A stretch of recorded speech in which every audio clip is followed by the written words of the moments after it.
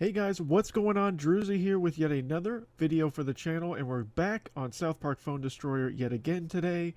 And really want to start off quickly at the beginning of this video thanking everyone so far for all of the great comments that I've seen. I've gotten a ton of support on the recent couple of videos that I've had here on the channel, and it's inspired me. It's really inspired me to keep pushing out these videos, keep creating content for you guys.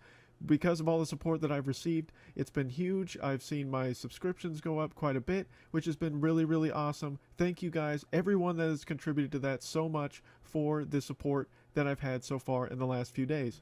But we're going to go ahead and talk a little bit about the recent update. It came out about 3 or 4 days ago from the time that I'm posting this video, but there is some information on it that I think is kind of important that we need to talk about. And also here towards the end of this video, I'm going to talk about some updates, so some content I think should be updated in future updates in the game. And I kind of want to know what you guys feel when I make those statements yet again. So the first thing that they're going to talk about is cheaters shall be banished. So they did a big, I guess they did a wave of where they banned some people from the, from South Park Phone Destroyer after, so after the rollout began. So as you kind of read here through it, they talk about, things that they, noticed and things that they want to decide to get rid of.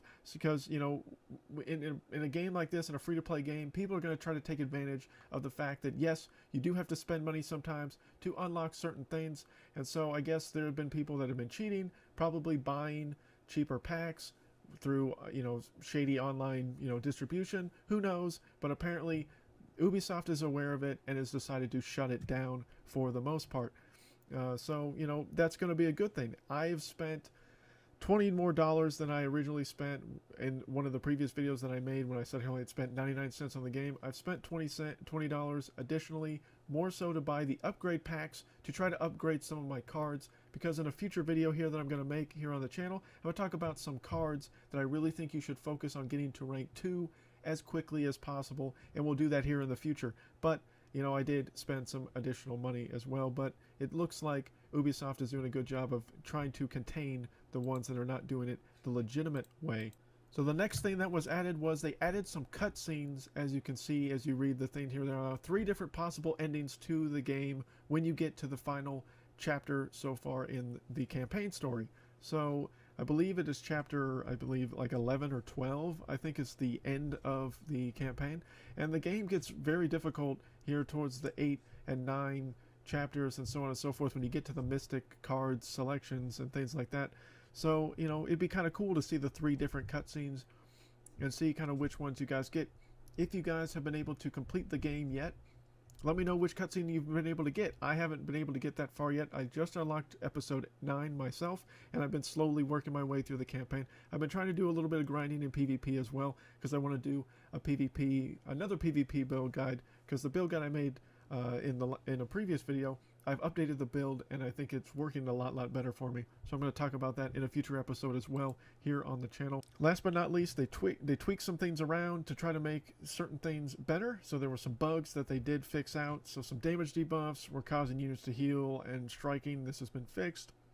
Opponents' teams were not displaying during the PvP matches. That's been fixed. They apparently fixed the profanity filter. It's been turned off in chat.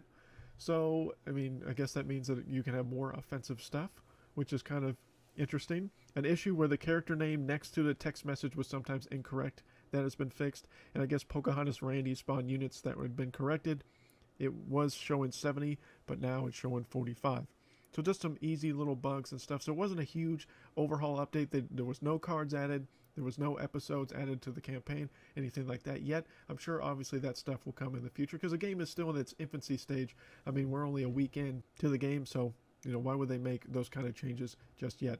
So now that we've talked about what was in the actual update, here's some things that I really think should change. So the big one for me that I'm really sick of seeing here, as you can see, why is this a thing? Why do we have to play PvP matches to unlock episodes throughout the course of the campaign? I've been able to successfully do it, and so far, as you can see, I'm trying to unlock episode 9, and I'm, almost to the 7 wins that I need.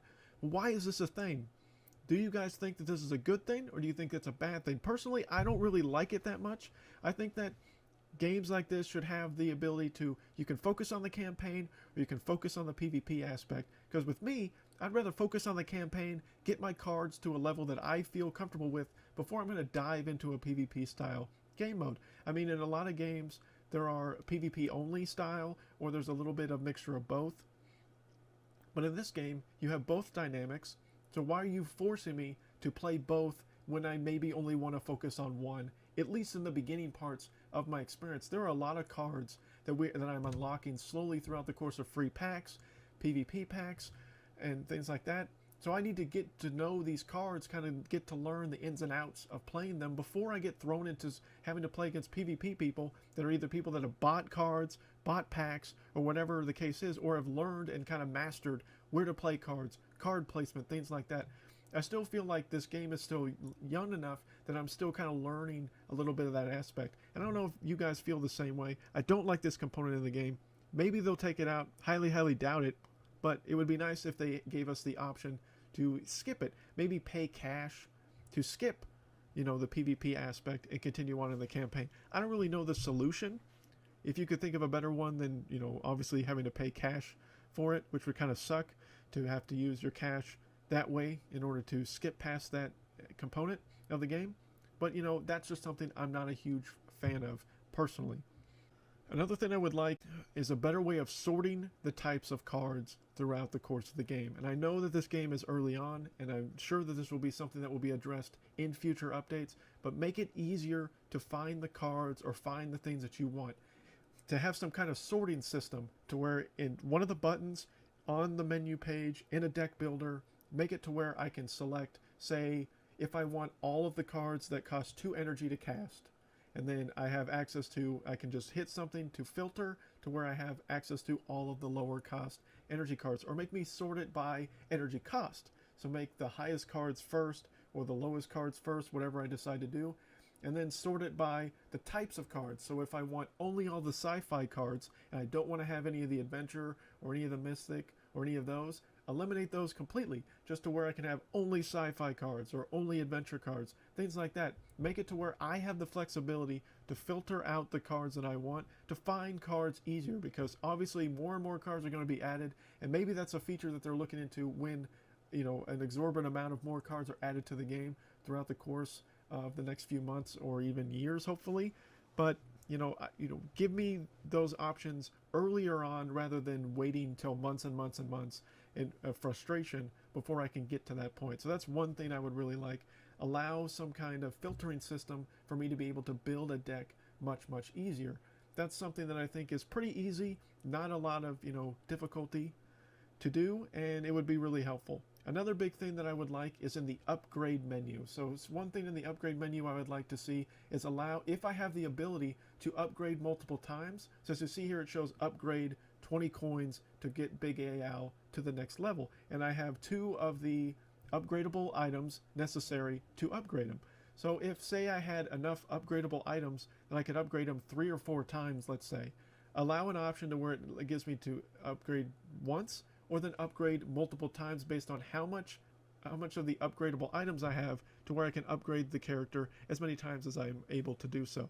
I think that would just make it a much easier process than having to click upgrade 3 or 4 or 5 times. If I have the ability to upgrade it, 2 or 3 times, then give me the option to do that. Allow me to upgrade the character to my maximum potential based on the items that I have, because I just think it just makes it easier. And I think that's an easy fix, probably easy to code, to where that the Ubisoft developers could make that part of the game. I just think that would be really, really nice. So those are just some easy, quick little things that I would like in some future updates.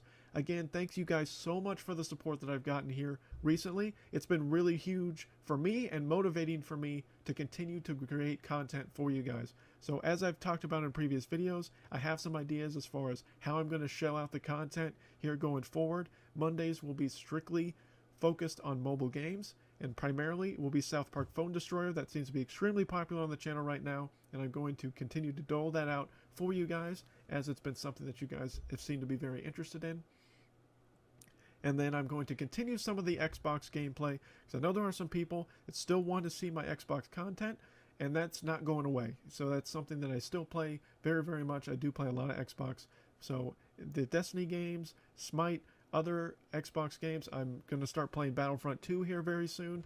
Some content is going to continue to come out for both genres. Both mobile and console are still going to be around. There's still going to be things that are going to be here on the channel. But thank you guys so much for the support again. If you found this video helpful, or let me know what you guys think of what I'm saying here as far as some possible tweaks to make to the game in future updates. If you agree with me, if you disagree, or if there's other ideas that you have for future updates, because I highly doubt anyone from Ubisoft is watching this video, but if they are, awesome. Maybe they're just trying to see what the different creators are suggesting, and maybe they'll heed the advice and do it in future updates. But until next time, guys, my name is Drewzy.